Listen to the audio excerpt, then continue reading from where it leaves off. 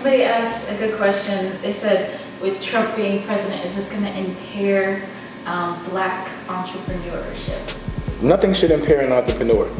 An entrepreneur does not get given anything. An entrepreneur goes and takes it. Yeah. That's what makes you an entrepreneur. It might affect people that want welfare. Right. It might affect people that want jobs. All that might get affected. But if you're doing things, if you could know how to rub two sticks, pause, and make fire, then it doesn't matter who's the president. Yeah. Right. It's like, who was the president when Black Wall Street was going on? Just ask yourself that question. Yeah. And they was cracking. It was going down. Even though they got bombed. Destroyed that whole town. KKK. Yeah. Well, the president probably let it happen. Oh, absolutely. Or the governor. Well, they didn't speak up on it, so they was.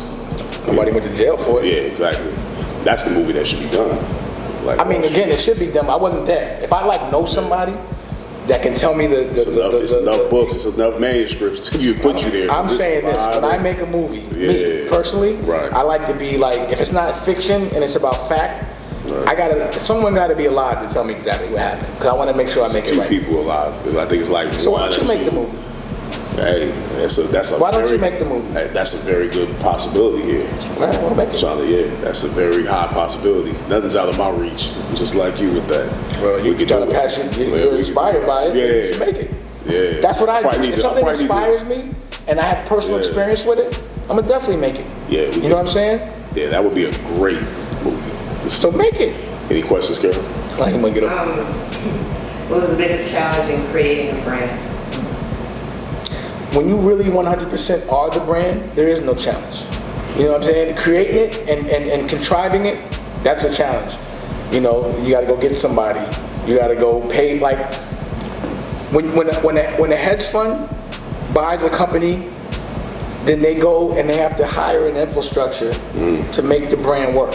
They go get someone to give them, creative direction on every level. They have to spend a lot of money opening stores. Now, if you don't have money, that's a problem, because to do all those things. But if you do have money, it's not a problem. But when you really are the brand that you say you are, if you're the person you present yourself to be, it's easy. You just have to be consistent.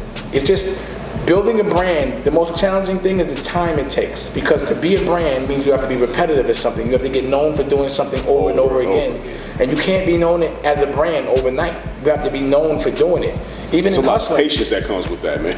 Even in hustling, your brand was, for me, when you sold crack, the brand was the color top, right? That was your brand.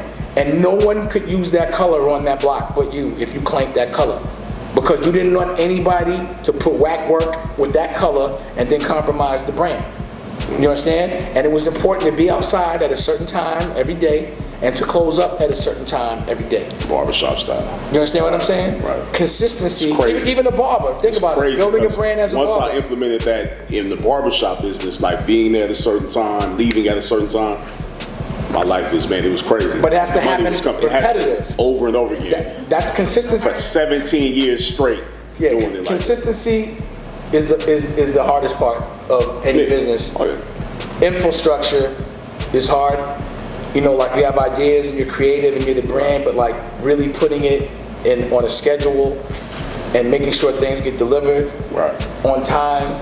Well, just like today. You tried to Welch today and I was like, yo, bro, we're trying to build a brand. Yeah. Right? You got to be consistent. Absolutely. And the thing is, like going back to what you said about insecurities, right? Like really, insecurity is destroyed by consistent behavior. Whatever you do consistently, practice makes you secure. Yeah, what you don't do makes you insecure. It's like practicing taking a shot at the foul line. Exactly. So if you do that shit all the time, when you get to the foul line, you're confident. Yeah. So insecurities are based around what you don't do. Yeah, the moves you don't take. Any other questions? Somebody asked, what's your most humbling experience? And both of you can answer this individually. Okay. My most humbling experience is when I was 17, I got knocked out in the ring, like flash knockout, but I never thought I could get knocked out. And I remember, because I was pretty good, and I remember a pro bringing his wife in, and she was like, watch this kid is ill, watch this. And he brought her in to watch me box, and I had my left down, this Dominican kid caught me slipping, bop, and I was just on the floor, I couldn't believe it. So I had to wear that. I wanted to fight, and he stopped fighting. He wouldn't fight me no more. I was so tight. Like the next day. That's the worst. I was so tight, I never got mine back. And I remember I had a barber shop and I seen him walking and I was gonna snuff him. And that would have been bad. Cause you know what I'm saying? And I was like, you know what? That's some sucker shit right there. So every time you were saying you just wanted to get another fair one. Cause he didn't give me he wouldn't fight me again. You know, because we used to box a lot. But he wouldn't, it's like he quit or something. You know what else I honestly have to say was the most humbling experience, and I'm thinking about it, is when Aaliyah died. Absolutely, yeah. The whole world got to watch me cry. Yeah. You understand what I'm saying? Yeah. Like I cried every day for a week in front of all my friends, in front of the whole world. And I didn't really care, but it was humbling because it was like I felt that Shouldn't care about that. I felt that every girl whose heart I broke, and I had broke a couple back then, got to see my heart break. It almost felt like it was karmic. You know what I'm saying? But you know, that was pretty humbling. You know, being like, actually, I'm all right with crying in front of everybody. You know what I mean? It didn't even matter. I wasn't even worried about that at that time. As a matter of fact, I cried everywhere. Damn. And that's the movie I just made, The List, starring Columbus Short and Brian White, is about a guy that loses his wife. So I got to kind of create that emotion. So that whole emotion, you feel it, yeah. That's why I could make the movie, because I could relate to the emotion. When you looking on that movie coming out?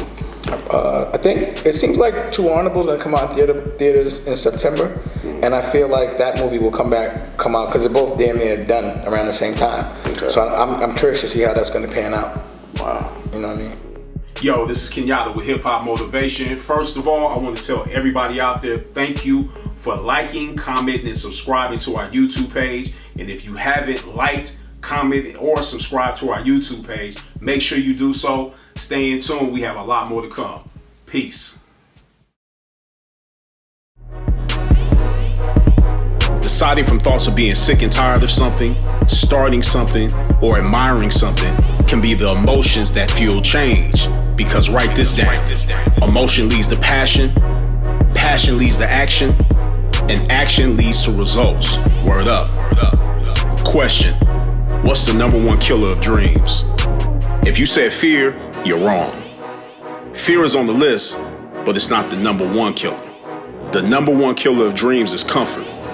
The comfort of a good paying job or in an active relationship can seduce us for many years into the rhythm of accepting things without making any moves to change, further numbing us into a state of zombie-like passiveness. Write this down. Passiveness will cause your dreams to pass you by.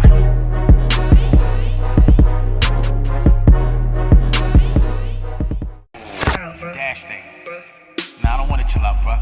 You know what I want to do? Believe in yourself. Build your own personal wealth. Then that becomes personal health. I think I'm rhyming. How about that? Everything go down here. Just gotta, know what I mean, be a little smart.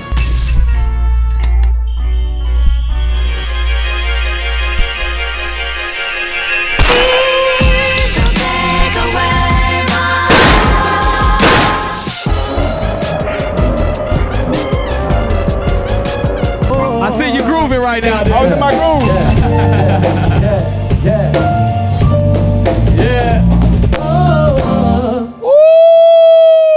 I started daydreaming. I started thinking about something. I'm a musician. Yeah, exactly. I like to spend all kinds of money. I like the dollar, I like the euro, I like the pound, I like the franc pause, I like the yen.